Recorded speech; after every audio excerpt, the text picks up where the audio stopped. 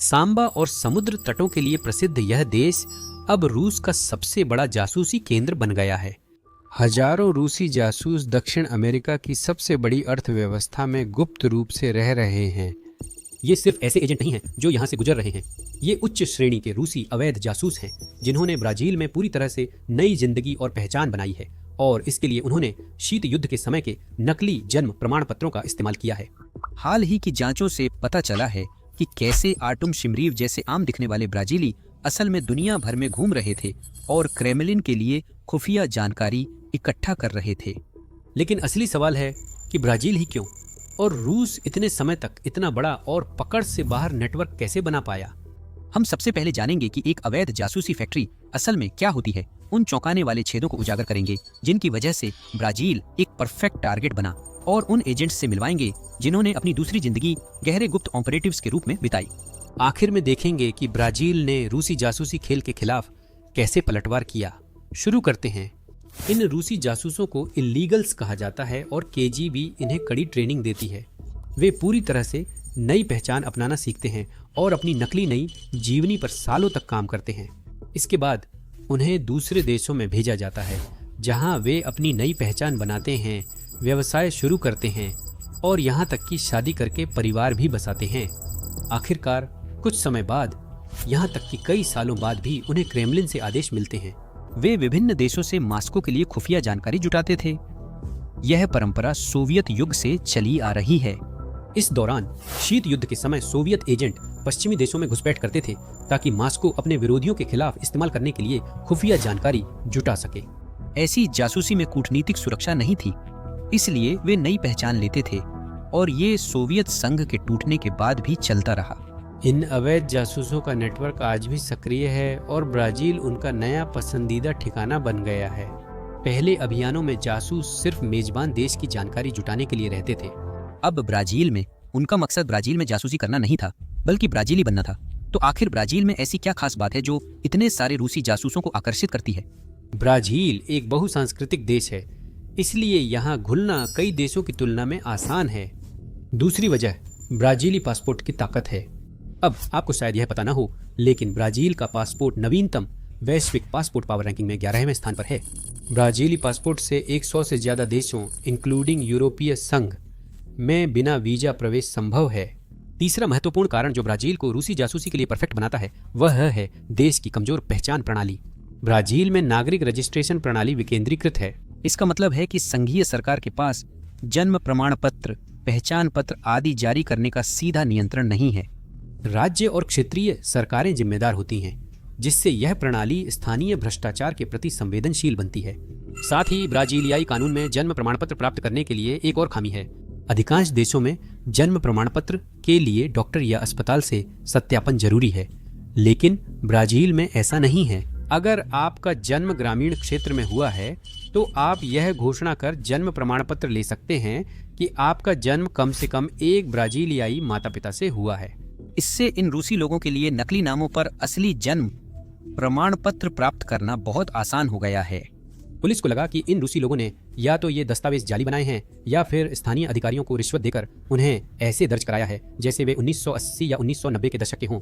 हालांकि उन्हें पता चला कि ये दस्तावेज बिल्कुल भी जाली नहीं थे, और सबसे बुरी बात ये थी कि ये नए भी नहीं थे। इससे एक और भी खतरनाक नतीजा निकलता है, जिसका संबंध शीत युद्ध के दौर से जुड़ता है। अब जांचकर्ताओं के अनुसार सोवियत संघ के अंतिम वर्षों में ब्राजील में केजीबी जासूसों ने असल में न होने वाले लोगों के नए जन्म प्रमाण पत्र बनवाए। उन्होंने शायद यह सोचकर ऐसा किया था कि जासूसों की नई पीढ़ी एक दिन ब्राजील आएगी और इन फर्जी पहचान को अपना लेगी। यह सब 1980 के दशक में किया गया होगा। यह वह समय था जब सोवियत संघ बिखरने की कगार पर था। तो इसे अपने पश्चिमी विरोधियों के खिलाफ जासूसी जारी रखने के लिए एक प्लान बी के तौर पर सोचिए। इन असली जन्म प्रमाण पत्रों से जासूस अन्य कवर दस्तावेज भी ले सके। उन्होंने वोटर आईडी, सैन्य कागजात और ब्राजीली पासपोर्ट लिया। अब वे ब्राजीली बनने और पश्चिमी देशों की जासूसी के लिए तैयार हैं। आइए कुछ ब्राजीलियरो जासूसों से मिलते हैं। गेरहार्ड डेनियल कैंपोस विटिक 34 से काम ब्राजीली जैसा लगता था। वह सफल 3D प्रिंटिंग बिजनेस चलाता था और प्रेरित वर्कहॉलिक लगता था। उसकी एक ब्राजीली गर्लफ्रेंड थी जिसके साथ वह रियो डी जेनेरियो में एक अच्छा अपार्टमेंट शेयर करता था। उनके पास एक बिल्ली भी थी। उसके पास असली जन्म प्रमाण पत्र और पासपोर्ट था जो उसकी पहचान साबित करते थे। उसकी ब्राजीली गर्लफ्रेंड उसकी असली पहचान से अनजान थी।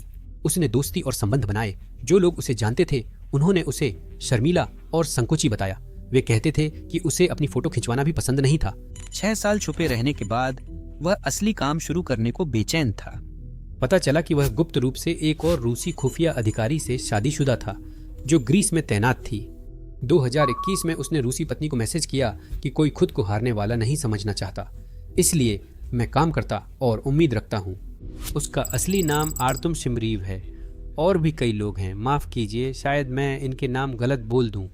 व्लादिमीर अलेक्जेंद्रोविच दानिलोव और एकातेरिना लियोनिदोवा दानिलोवा वे विवाहित जोड़ा हैं जिन्होंने वर्षों तक पुर्तगाल में काम किया। पहले उन्होंने ब्राजीली फिर पुर्तगाली पहचान बनाई और व्लादिमीर से मैनुएल परेरा बन गए। उन्होंने यह कैसे किया? अप्रैल 2016 में मैनुएल और अद्रियाना परेरा रियो के एक सिविल रजिस्ट्री ऑफिस में गए। उन्होंने पहचान पत्र जमा किए और एक छोटे कमरे में जज सेलांचे डॉस सेंटोस से मिले। उन्होंने अपना नाम मैनुएल फ्रांसिस्को स्टाइनब्रुक परेरा बताया, जिनका जन्म 1985 में हुआ था और वे रियो की महिला व पुर्तगाली कामिलो परेरा के बेटे हैं। उन्होंने अपना नाम एड्रियाना कैरोलिना सिल्वा कोस्टा बताया, जन्म 1986 में, माता पिता जुआन कास्त्रो और मारिया पैस। उन्होंने शादी का इरादा जताया, कागजों पर दस्तखत किए और नई जिंदगी शुरू की। वे बाजा दा चाजुका रियो डी जेनेरियो के एक छोटे अपार्टमेंट में रहने लगे। उनका अगला कदम मई 2017 में आया। मैनुएल रियो में पुर्तगाली वाणिज्य दूतावास गए और नागरिकता के लिए आवेदन किया। उनका सबूत क्या था? एक दस्तावेज था जिसमें लिखा था कि कैमिरो परेरा ने नाबालिग होने पर आधिकारिक रूप से अपने बेटे को स्वीकार किया। कैमिलो एक रिटायर्ड कोर्ट क्लर्क हैं जो ब्राजील में परिवार संग रहते हैं।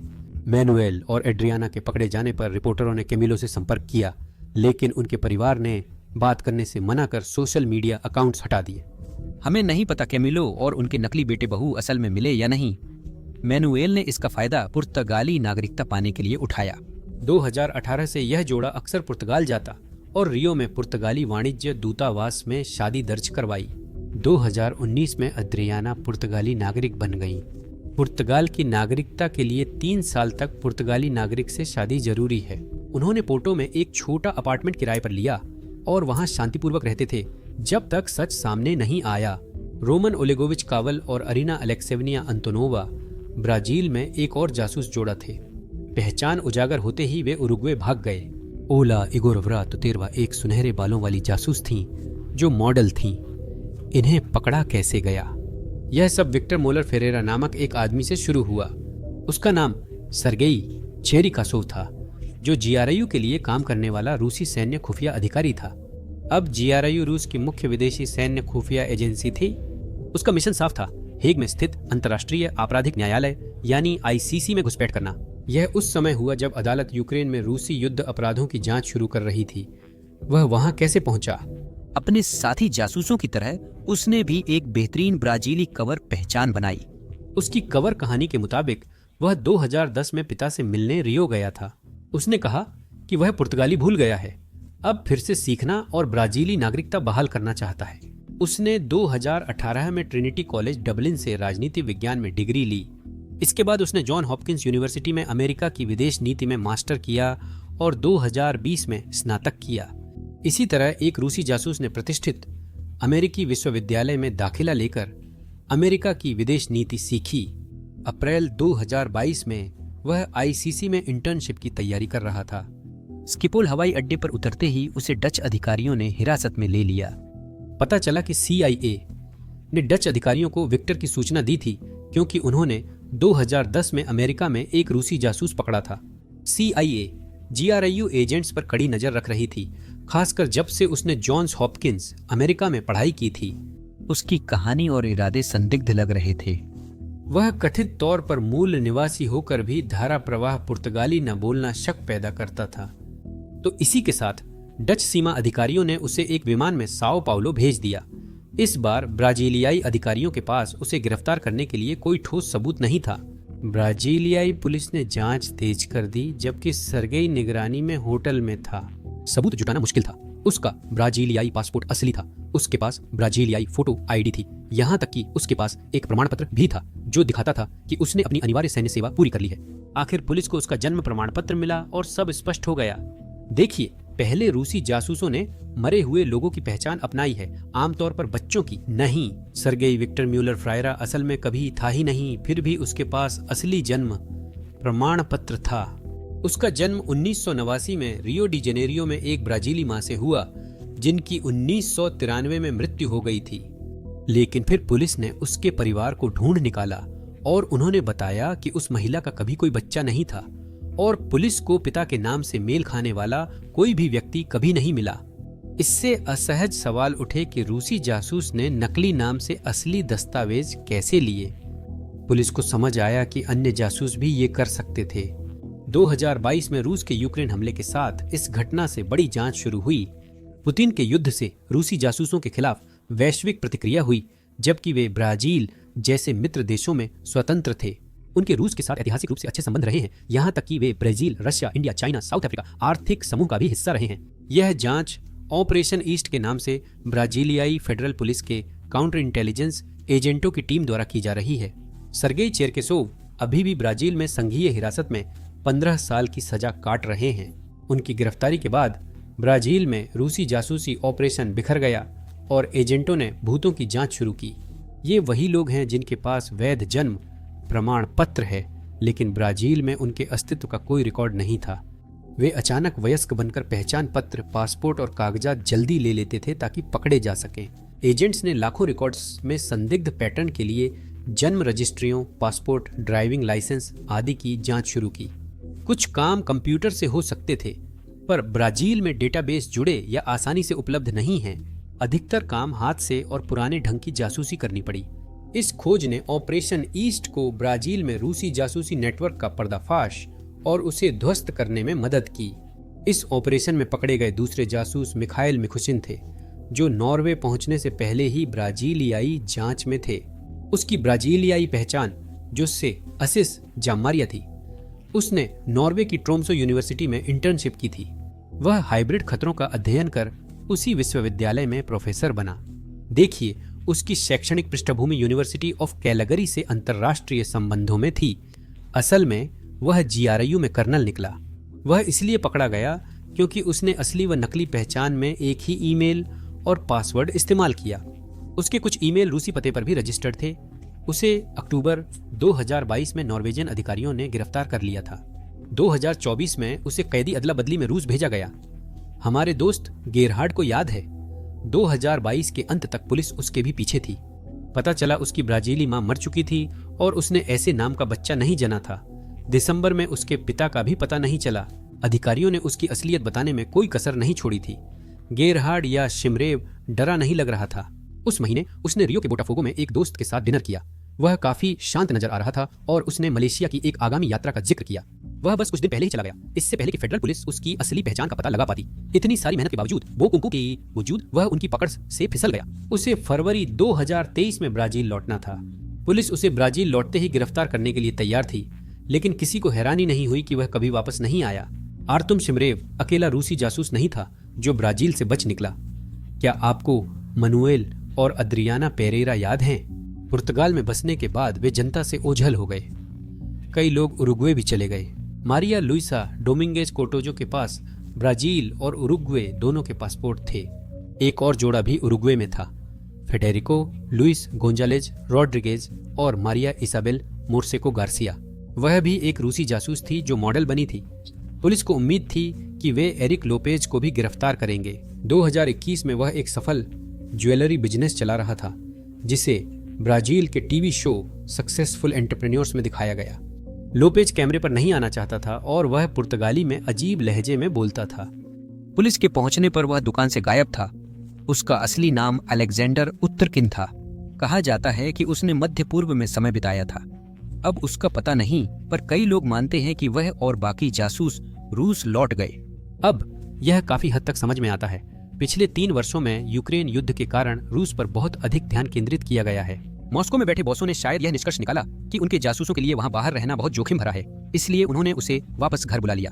ऑपरेशन ईस्ट इन जासूसों के नाम उजागर करने में सफल रहा, लेकिन सिर्फ एक गिरफ्तारी हुई। हालांकि उनकी खोजें बाकी दुनिया के लिए बेहद महत्वपूर्ण थी। उन्होंने इन्हें दुनिया भर की विदेशी खुफिया एजेंसियों के साथ साझा किया। इन एजेंसियों ने यह जानकारी रूसी जासूसों के रिकॉर्ड से मिलाई और मेल खाते नाम पाए।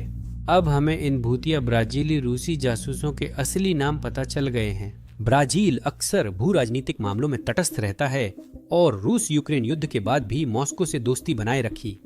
यह Brazil, Russia, India, China, South Africa में बना रहा और हमले की निंदा नहीं की। इन खुलासों से ब्राजील को गहरा धोखा लगा। क्रेमलिन ने अपनी जमीन का इस्तेमाल बड़े पैमाने पर जासूसी फैक्ट्री बनाने के लिए किया था और अगर वे और गिरफ्तारियां नहीं कर सकते थे तो वे फिर भी उन्हें बेनकाब कर सकते थे। तो ब्राजीलियाई लोग इंटरपोल का इस्तेमाल करके ब्लू नोटिस जारी करते हैं। ये ऐसे अलर्ट होते हैं जो किसी व्यक्ति के बारे में जानकारी तलाशते हैं। इन नोटिसों में रूसी जासूसों के नाम, फोटो और फिंगरप्रिंट्स साझा किए गए। और हाँ, इंटरपोल जासूसी नहीं करता। ब्राजीलियाई लोगों ने समाधान निकाला। उन्होंने कहा कि जासूसों की जांच फर्जी दस्तावेजों के इस्तेमाल पर हो रही है। उरुग्वे ने भी इंटरपोल को ऐसा ही अलर्ट भेजा। रोमन कावल और इरिना अंतोनोवो, जिनका हमने पहले जिक्र किया था, उजागर होने पर उरुग्वे भाग गए। इन जासूस मॉडलों में से एक, ओल्गा तुतारेवा, को आखिरी बार नामीबिया में देखा गया था। कुल मिलाकर यह मॉस्को के लिए एक बड़ा झटका रहा है। उसने एक दोस्ताना देश के अंदर जासूसों का एक बड़ा नेटवर्क खो दिया। अब सबकी नजर उन पर होने से रूस के लिए नेटवर्क फिर बनाना मुश्किल होगा। हालांकि अगर इन कहानियों ने हमें कुछ सिखाया है तो वो ये है कि रूसी लोग बहुत धैर्यवान होते हैं। कई जासूसों ने ब्राजीली पहचान बनाने में सालों लगाए। माना जाता है कि सोवियत संघ ने यह नेटवर्क दशकों पहले शुरू किया था और पुतिन भी युवावस्था में एक जासूसी नेटवर्क में थे। 1980 के दशक में उन्होंने पूर्वी जर्मनी में सोवियत जासूसों का नेतृत्व किया था। अब सरकारें रूसी जासूसी से बेहतर निपट रही हैं। संभव है कि ये भूत अभी भी ब्राजील या दूसरे देशों में हों। मोनाको की सोशलाइट हो, नॉर्वे का शोधकर्ता या ब्राजील की ग्लैमरस मॉडल, आकर्षण और झूठ के बीच रेखा बेहद पतली है। हम शायद अभी सिर्फ सतह को ही छू रहे हैं। हम केवल कल्पना कर सकते हैं कि ऐसे कितने और जासूस अभी भी परछाइयों में छिपे हुए हैं।